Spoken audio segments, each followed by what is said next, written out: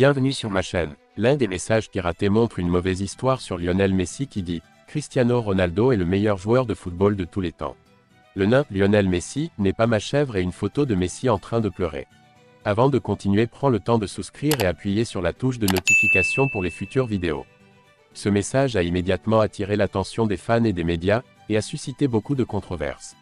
En plus de cette attaque personnelle, un message surprise a été envoyé depuis un compte piraté. Parmi eux figuraient des insultes dirigées contre des clubs de football tels que Tottenham et Manchester City, ainsi qu'un message antisémite qui disait « Le football appartient aux Juifs ». Autre message dans une insulte forte envers Israël « Tuez Israël ». Les messages ont été rapidement supprimés. L'ancien joueur du PSG Neymar Jr. Il y a beaucoup à dire sur son ancien ami Lionel Messi.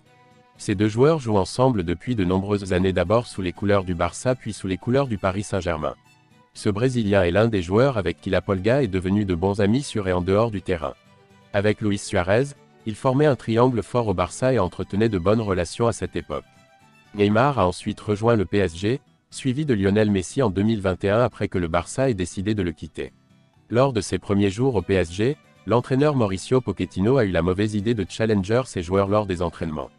Premier entraînement de Messi au PSG lorsque l'entraîneur nous a dit que les joueurs qui atteignent 3 joueurs partent tôt pour s'entraîner. Le lendemain, l'entraîneur a déclaré à Messi que la règle ne s'appliquait plus à lui. Le copropriétaire de l'Inter Miami affirme que le transfert du capitaine argentin en MLS ne se résume pas à gagner des matchs et des trophées. Les États-Unis sont la deuxième patrie de David Beckham. Après 5 années passées au La Galaxy, l'ancienne star du Real Madrid vit le football sous un angle différent en tant que propriétaire de l'Inter Miami.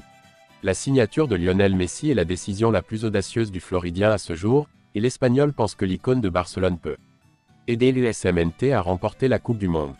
S'exprimant lors du Hot Ones Challenge de World Soccer Talk, Beckham a également révélé comment il avait réussi à convaincre le capitaine argentin de quitter l'Europe pour la MLS après l'expiration de son contrat avec le Paris Saint-Germain. Dans les discussions commerciales et les négociations contractuelles, il y a des limites à ce qui peut être fait. Je pense que cela varie d'un joueur à l'autre. Je suis arrivé en tant que joueur qui avait déjà quitté le Real Madrid pour le La Galaxy. C'est un cadeau dans le sens où je veux inspirer la prochaine génération de jeunes jouant dans ce pays. Parce que l'Amérique a déjà gagné la Coupe du Monde, à quelqu'un le temps a été donné.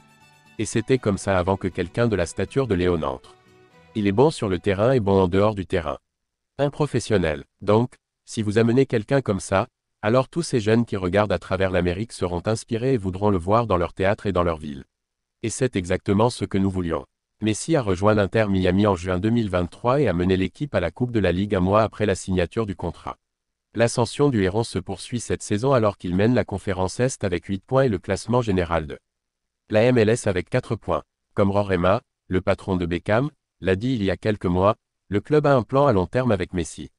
L'objectif est que le joueur de 37 ans assume un rôle de direction au sein du club après sa retraite. La compétition pour sa signature est trop difficile sur la base des seuls critères économiques. Mais nous avons notre propre ville, le tout est de savoir où vit sa famille. Miami, capitale non officielle des États-Unis, est une ville bilingue.